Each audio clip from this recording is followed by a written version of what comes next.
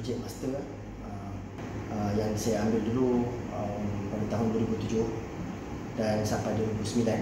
Jadi apa tu hasilnya, endoscope ni dipatenkan di UK difilekan pada 2009 dan granted pada tahun seterusnya pada tahun 2010. Dan pada 2010 juga kita telah patenkan di Malaysia, di Maipo, diuruskan oleh UPM dan juga granted on 2017. Dan selepas itu saya telah berjumpa dengan saya telah ditemukan dengan AB. Dia adalah partner saya sekarang. Dan juga kita telah bekerjasama dalam dalam membangunkan produk ni sehingga ke proses pengkomersialan. Dan AB ditempatkan di InnoHub UPM untuk menguruskan company. Dia form satu company bernama Reka Sihat Sdn Bhd dan juga untuk membantu membangunkan produk ini ke arah pengkomersialan. Di InnoHub tu kita pernah dapat grant sebanyak 89,000, di mana kita buat market validation. Kita round satu Lembah Kelang ni, dan juga di mana kita kontak semua pakar-pakar colorectal untuk mereka, kita nak tahu jika apa yang mereka perlukan dalam endoscope. Actually kita buat macam kita reverse lah. Produk dah ada tapi kita nak buat validation juga. Walaupun sebelum ini pada masa saya buat Master of Art tu, kita dah buat the project validation. Maksudnya kita validate project bersama dengan Bibron UK untuk mengetahui jika produk ini worth untuk diteruskan. Jadi pada waktu itu pihak Bibron sebagai company yang memang dah jual dan juga memasarkan barang-barang ataupun produk medical equipment, mereka kata ini adalah produk yang bagus untuk diteruskan ataupun projek yang bagus untuk diteruskan. Ada tahun lepas, awal tahun lepas, company saya sebagai researcher telah membantu company Reka Sihat untuk mendapatkan grant kickstart daripada Teraju. Jadi kita dah dapat untuk menang 500,000 untuk buat pengkomersialan ini. Namun produk ini kita masih lagi belum kita redesign ataupun kita belum lagi develop dia dalam R&D. Walaupun kita dah buat masa design project tu is only a design, tapi supply PRGS dan kita dapat sebanyak 114,000 untuk kita bangunkan produk tersebut terus kepada prototype 3D printing menggunakan biocompatible material dan dibungkus. Yang ini dah dibuka, dah dibungkus dan di sterilize, telah disteriliskan menggunakan gamma, dan juga jadi all the prototype ataupun prototype semuanya telah sedia untuk digunakan oleh user, iaitu surgeon ataupun pakar bedah dalam testing yang kita akan lalu proses NDA dan sebagainya. Menggunakan market validation daripada InnoHub, lampu yang biasa mereka gunakan adalah ada lampu di belakang, lampu yang besar tu yang memang dah di-attach dekat meja surgery tu, dan juga lampu yang mungkin di-attach pada dahi ataupun headgear, sebagai headgear pada surgeon tu. Namun surgeon lebih ataupun produk-produk sebelum ini semuanya mempunyai ataupun produk Enoskop yang sudah ada di pasaran, memang lampu adalah berada sekali bersama dengan produk tersebut. Contohnya dia begini lah. Okey, yang ini yang design baru. Dan untuk mendapatkan cahaya yang secukupnya dan tidak dihalang oleh apa-apa benda lain apabila mereka melakukan surgery. Sebab apa? Tempat surgery itu adalah seperti ini ya. Kita boleh tengok. Dan juga ini adalah kawasan yang perlu dia sulung. Jadi dia tak nak, jika lampu ni daripada belakang, jika ada apa-apa di depan, dia ada bayang. Okey, itu basic lah. Jadi kalau lampu tu ialah di hadapan, paling di hadapan sekali, jadi dia dapat menyuluh tanpa ada apa-apa halangan daripada alat-alat.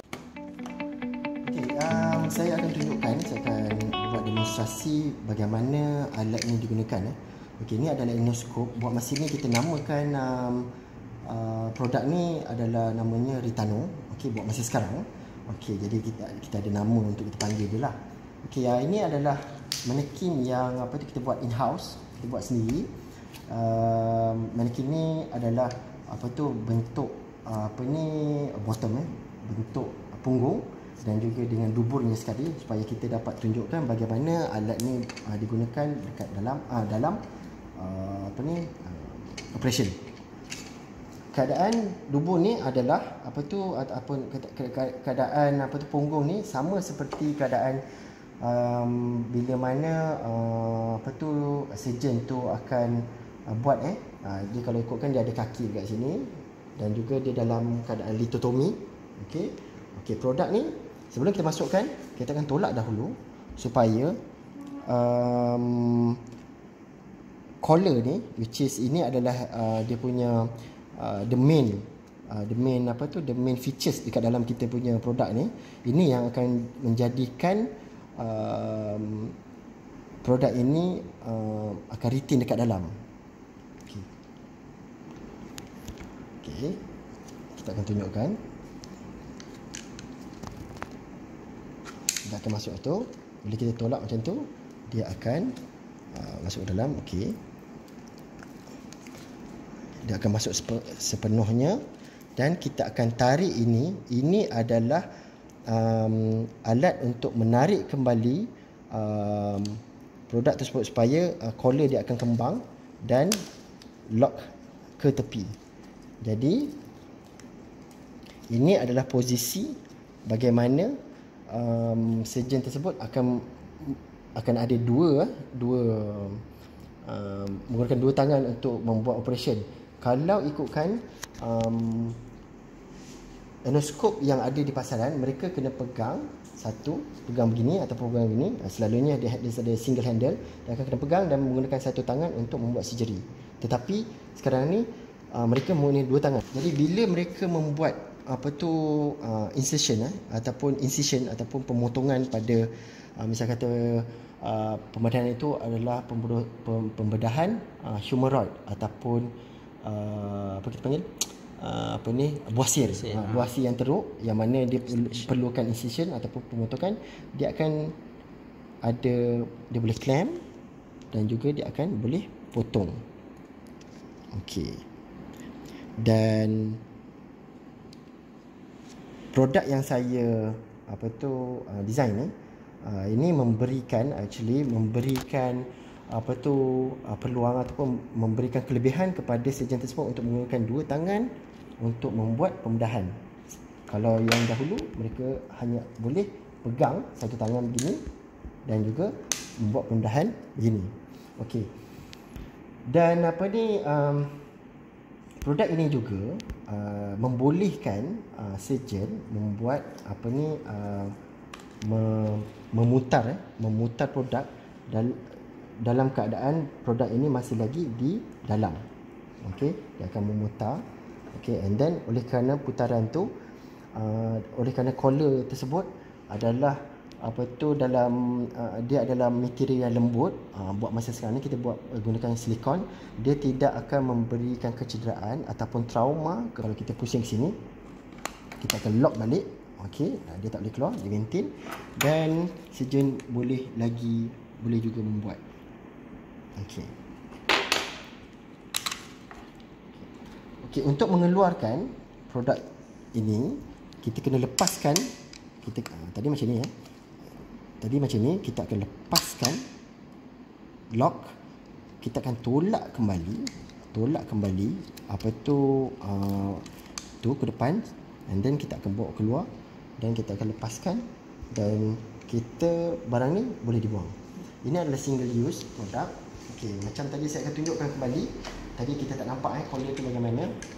Okey, bila kita tolak ni, collar tu akan menjadi lurus. Kita akan masukkan. Bila kita lepas dan kita tarik dan lock, collar ni akan kembang dan akan tersekat di belakang sphincter ataupun di belakang otot dubur, di mana di belakang otot dubur bermula daripada rektum hingga ke kolon, semua itu adalah tisu yang lembut, tisu yang tidak berotot. Jadi yang ada otot hanyalah di sini. Jadi otot ini juga menjadi sebagai macam pintu yang memegang produk ini daripada dia terkeluar secara automatik. Itu dia. Dan lampu ini kita akan on. Kita akan on dan kita akan letakkan di bahagian itu. Okey, jadi anda boleh tengok bahagian-bahagian yang lampu ni dapat cover. Okey, sepatutnya dia akan cover di sini dan dia akan dapat cover hingga ke hujung sini. Okey, jika ada nampak tu, nampak tak scalpel, sepatutnya dia akan cover sampai hujung sini. Jadi kalau kita naikkan, okey, anda boleh lihat sebenarnya dia cover sampai situ. Alright. So itu adalah endoscope yang direka bentuk bersama dengan lampu. Dan lampu ini, jika kita nak alihkan dia, kita akan kita akan letak dulu.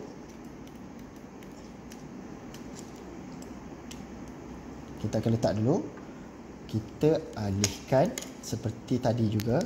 Kita akan alihkan posisi yang dikehendaki, kita lock balik dan kita letak, dan lampu tersebut boleh menyuluh di bahagian yang kita perlukan yang lain. Okay, ini adalah contoh-contoh design lampu yang kita cadang untuk buat. Ada satu yang begini, ada yang satu begini. Untuk yang ini kita cadangkan menggunakan magnet. Magnet tu kita akan letak sini dan dia akan melekat. Okey.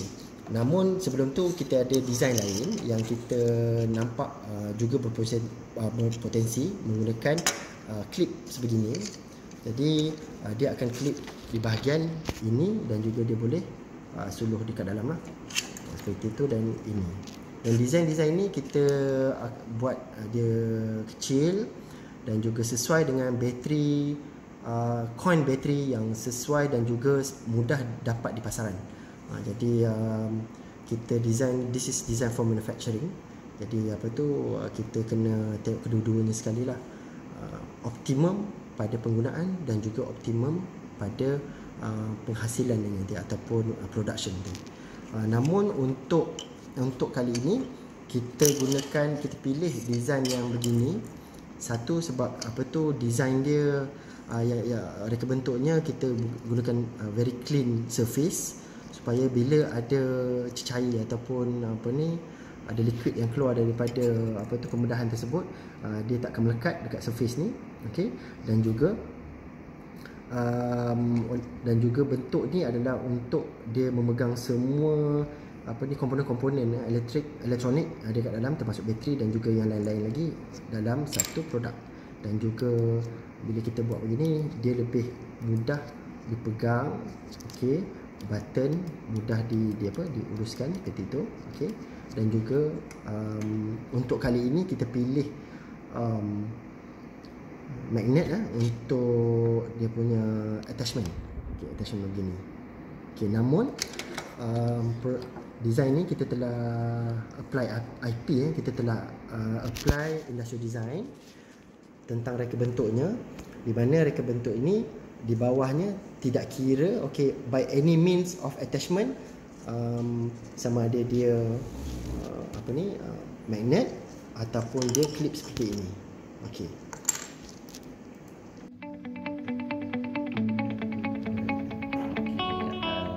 Terima kasih. Saya Dr. Rosli bin Ibrahim daripada IC Biomedical. Saya terlibat dalam kepakaran dalam metal injection molding dan juga dalam bidang 3D printing, terutamanya melibatkan metallic implant, which is stainless steel, cobalt chrome dan juga titanium alloy. Kepakaran dalam metal injection molding juga dan juga 3D printing lebih daripada 15 ke 20 tahun. So boleh nak dikatakan beberapa projek melibatkan metal injection molding dan juga 3D printing yang kita telah dapat daripada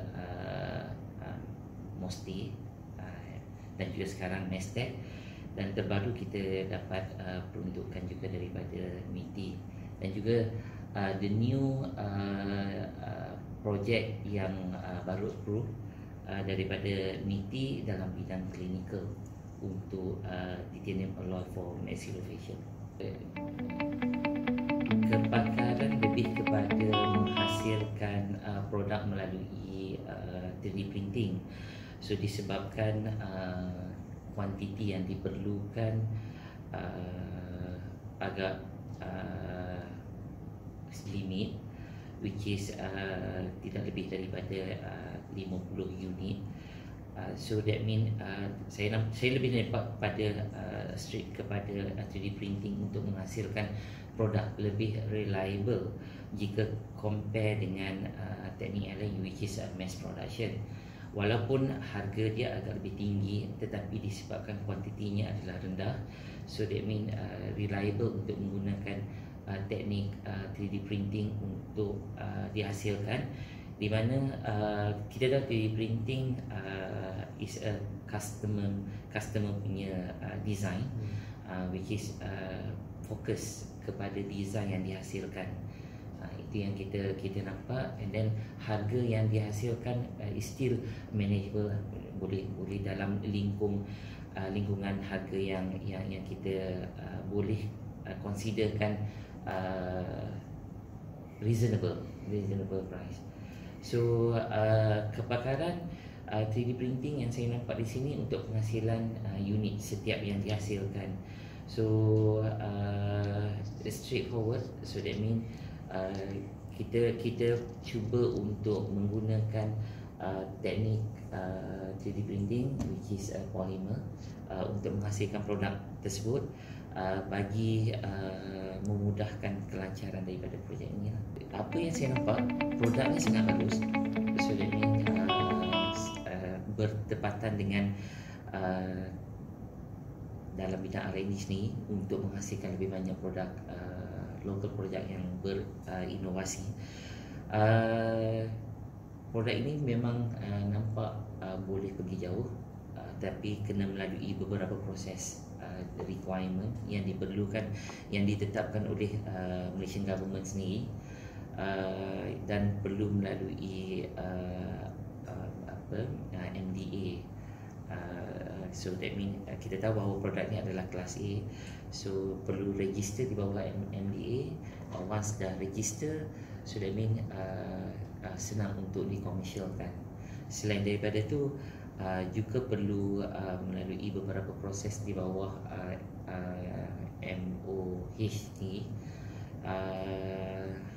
di mana beberapa kriteria perlu untuk dilalui sebelum ke peringkat komersial.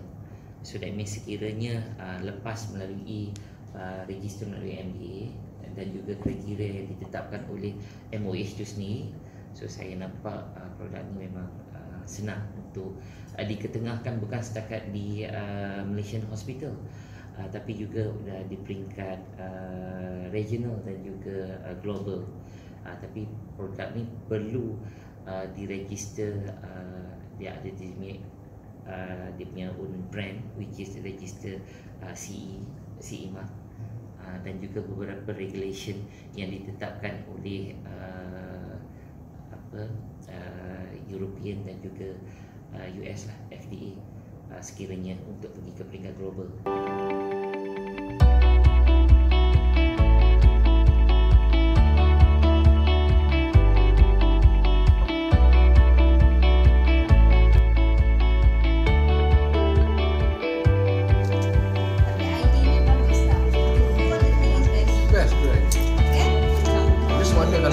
Balon tu boleh lembut lagi.